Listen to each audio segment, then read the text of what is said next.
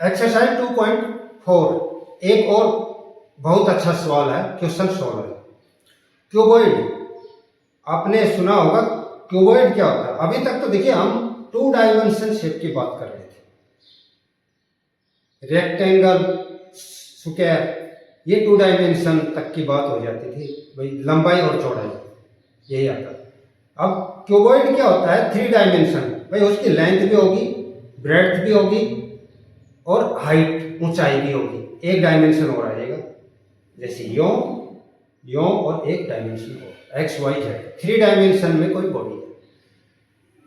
तो उस क्यूबॉइड का ये वॉल्यूम दिया हुआ है, ये कह रहा है कि क्यूबॉइड है, उसका वॉल्यूम ये है, वॉल्यूम ही आएगा ना उसमें, भाई एरिया 2 डायमेंशन का हो गया, अब उसमें वॉल्यूम 3 डायमेंशन। तो अब इसके डायमेंशन क्या होंगे, सोचिए, इस सवाल को सोचे तो हमें इसका मतलब इसमें लेंथ, ब्रेड्थ और विड्थ 3 डायमेंशन तो आएंगे ही आएंगे।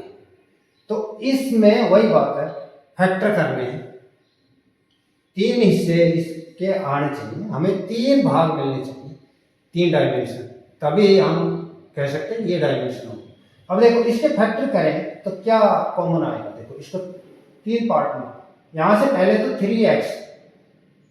3x कॉमन निकाल सकते हैं, इसमें से 3x आ जाएगा ना, क्या आया अंदर, x - 4। अब यहां पर देखने वाली बात है, देखो बड़ा इंटरेस्टिंग सवाल है, पेच यही है, आपको सिर्फ बिल्कुल लॉजिक लगाना है और प्रैक्टिकली सोचना है, ये 2 में नहीं छोड़ना, क्योंकि 2 में छोड़ दिया तो आपको फिर क्या, वो तो रेक्टेंगल या स्क्वायर हो तो रेक्टेंगल केस में आता था, लेंथ और ब्रेड्थ। अब इसमें 3 डायमेंशन आएंगे, तो 3 आएंगे, तो अब देखो 3 हम कैसे बना सकते हैं, इसको यहां से ऐसे 3 को अलग कर लो, 3 डॉट x और x - 4, देखिए यही चीज मैं बता रहा था। तो यहां पर एक तो ये हो गई, दूसरी ये हो गई और तीसरी ये हो जाएगी, ठीक है।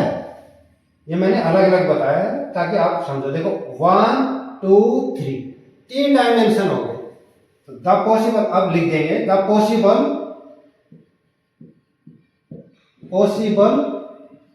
डायमेंशंस पॉसिबल डायमेंशंस, ये आप लिख सकते हैं, डायमेंशंस किसके, ऑफ द क्यूबॉइड,